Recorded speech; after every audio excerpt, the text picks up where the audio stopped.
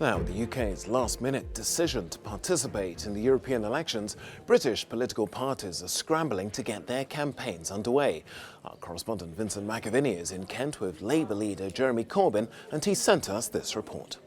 With the EU elections now confirmed for 2 weeks' time, all of the main parties have been trying to get their campaigns off the ground. And today here in Kent, Jeremy Corbyn, the Labour leader, has been speaking to members and talking to the media about his platform. Now, it is essentially every option on the table still. He says that Labour will continue to oppose the government's bad deal or a disastrous no deal. And if we can't get agreement along the lines of our alternative plan or a general election, Labour backs the option of a public vote. Note there, he says the option. Now, he said he was all about bringing the country together, but I spoke to some members here listening to his speech, and even they were somewhat confused about what the party's position is now.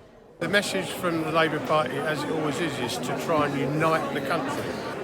I think we are working through the parliamentary things and on the best deal. So I think we're leaving because that was what was decided, but we need to get the best deal to do that.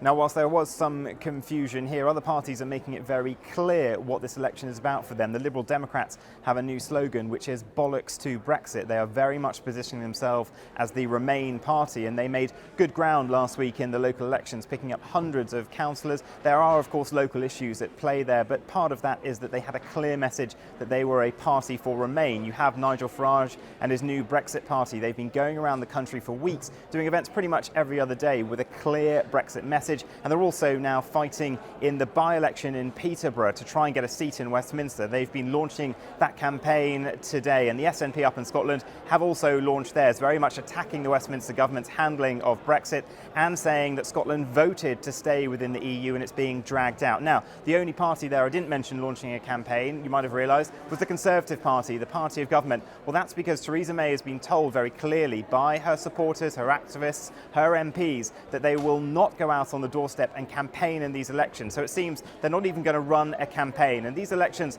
are going to cost £108 million, it's estimated. Traditionally, there's been low turnout in EU elections in the UK, but voters are thought to want to go to the polls to send a clear message on Brexit. But from what Jeremy Corbyn's just said, I think there'll still be a lot of confusion over what the Labour message actually is.